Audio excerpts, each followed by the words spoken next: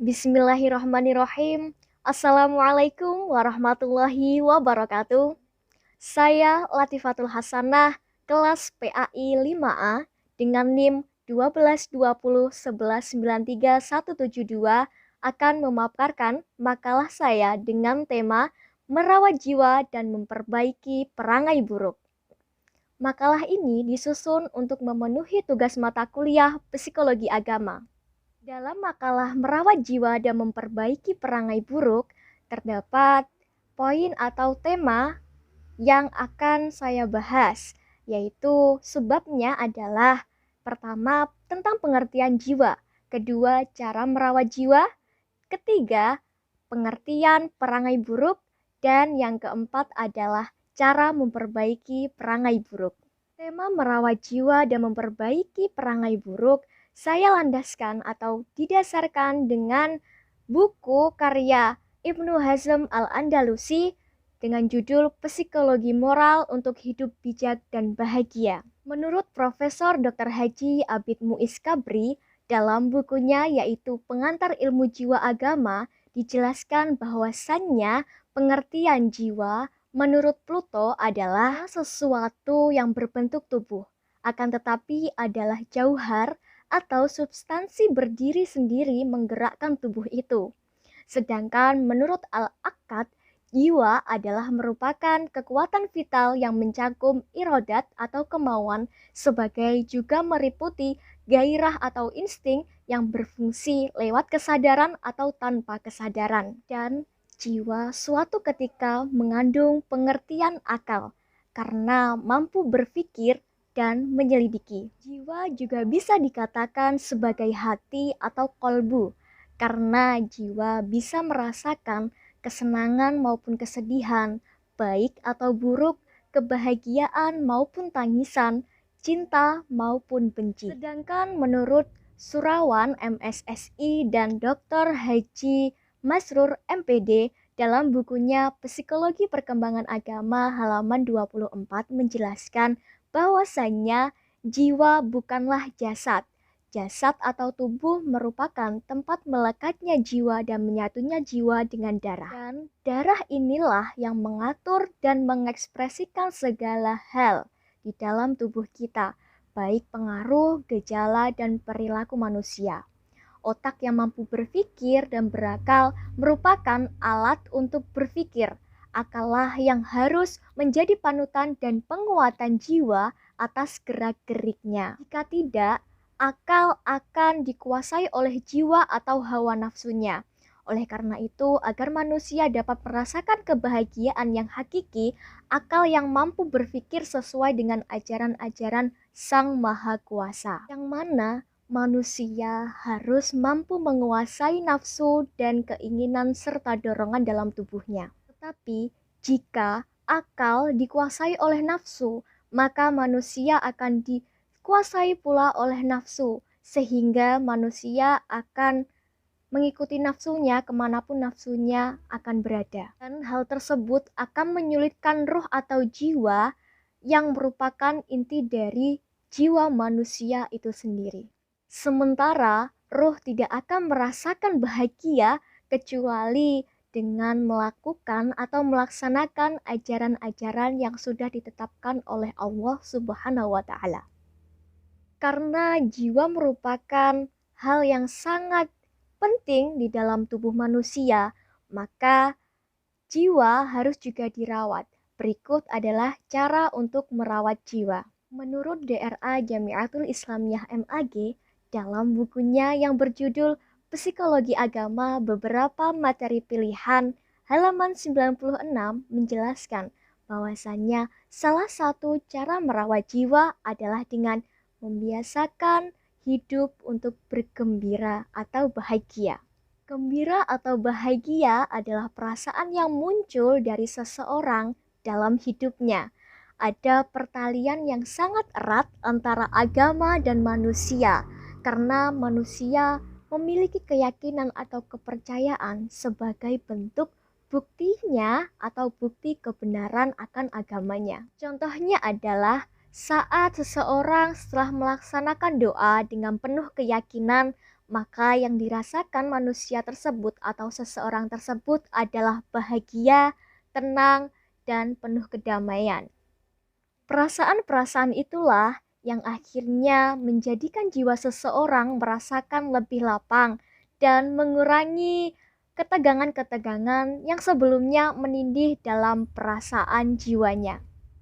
Kemudian cara selanjutnya merawat jiwa adalah dengan cara menciptakan image akan pentingnya menjaga emosi dan ketenangan hati.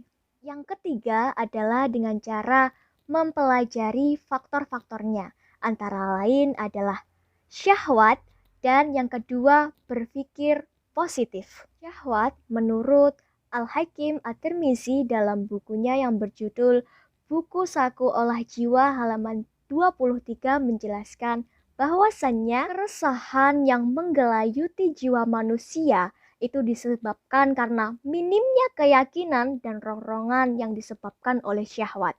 Dan berpikir positif menurut Syafril Syah dalam bukunya Psikologi Ibadah dalam Islam halaman 43, berpikir positif adalah salah satu usaha untuk mengarahkan pikiran dan mendorong pikiran untuk memikirkan hal-hal yang lebih baik dan menciptakan perlakuan yang lebih terarah dan positif. Kemudian cara yang keempat untuk merawat jiwa adalah menggunakan kegiatan yang timbul akibat kemarahan dengan melampiaskannya dengan hal-hal yang lebih bermanfaat. Misalnya adalah saat kita merasakan marah atau emosi, maka sebaiknya kita berdiam diri terlebih dahulu. Kemudian melampiaskannya kepada hal-hal yang lebih positif. Contohnya menuliskan apa yang kita rasakan di dalam notes, buku, ataupun catatan lainnya yang kemudian bisa kita jadikan sebuah karya literasi yang kita asah terus-menerus. Nah, itu tadi adalah beberapa cara untuk merawat jiwa. Selanjutnya, yang kita bahas atau saya paparkan hari ini adalah pengertian perangai buruk. Apa sih pengertian perangai buruk itu?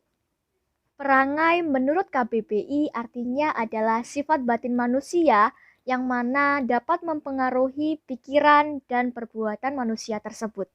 Sifat batin atau watak merupakan sifat yang datangnya dari Sang Ilahi, yang mana kita sebagai manusia tidak bisa menolaknya, namun kita dianjurkan untuk mengontrol atau memanajemen perangai buruk yang timbul di dalam jiwa kita.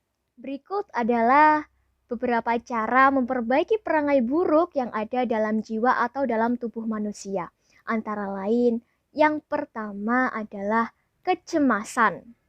Percaya atau tidak, kecemasan selalu menghampiri siapapun, kapanpun, dan dimanapun. Kecemasan, misalnya saat kita dalam melakukan hal positif pun atau mendapatkan hal positif pun, kecemasan selalu menghantui manusia. Contohnya, saat kita mendapatkan juara kelas, maka pikiran kita atau perangai buruk kita yaitu kecemasan, yakni akankah kita akan tersaingi dengan teman kita dan sebagainya. Namun, dalam buku Psikologi Moral untuk Hidup Bijak dan Bahagia, karya Ibnu Hazm Al-Andalusi halaman 22-23 menjelaskan bahwasannya amal yang dilakukan untuk kehidupan akhirat atau demi kehidupan akhirat akan terbebas dari kesalahan, dari dosa, ataupun juga terbebas dari segala rasa cemas yang ada di dalam jiwa. Kemudian yang kedua adalah sifat atau perangai buruk yaitu rasa takut. Rasa takut selalu muncul atau ikut serta beserta kecemasan yang dirasakan oleh manusia itu sendiri. Takut disaingi orang lain, rasa iri dalam hati sendiri, dan belenggu sikap tamak, kalah oleh seorang musuh, belum lagi cercaan, dosa, dan sebagainya. Kemudian selanjutnya adalah sombong. Sombong adalah salah satu pemicu seseorang untuk menjadi tumbuh perangai buruk di dalam jiwanya. Akibat dari sikap sombong dalam diri seseorang akan menjadikan seseorang itu lebih mudah merendahkan orang lain atau menilai orang lain itu lebih buruk daripada dirinya, karena dia merasa dirinya lebih baik dan membanggakan dirinya. Nah, untuk memperbaiki sifat tersebut, caranya adalah saat diri kita mulai bangga akan yang kita miliki atau bangga dengan diri kita harus berpikir bahwasanya atau mengingatkan pada diri sendiri untuk bersikap tawadhu, bahwa kita itu adalah hanyalah seorang hamba yang tidak memiliki kuasa apapun, dan yang memiliki kuasa segalanya adalah Tuhan yang Maha Esa. Kemudian yang keempat adalah sifat tamak. Tamak merupakan sifat manusia atau perangai buruk, yakni bahwa manusia tidak mudah puas atau tidak cepat puas. Nah, sifat tamak itu sangat tidak dianjurkan apabila kita terhadap harta, karena apapun yang sudah diberikan oleh Sang Maha Kuasa harus kita terima. Jadi, dalam perihal dunia, sebaiknya kita tidak memiliki sifat tamak. Namun sifat tamak atau tidak cepat puas, alangkah baiknya kita implementasikan, yaitu dengan menuntut ilmu. Karena seseorang dalam menuntut ilmu itu tidak boleh cepat puas, agar seseorang tetap terus menuntut ilmu sampai berapapun usianya dan tidak mengenal kata capek atau kata puas seperti itu.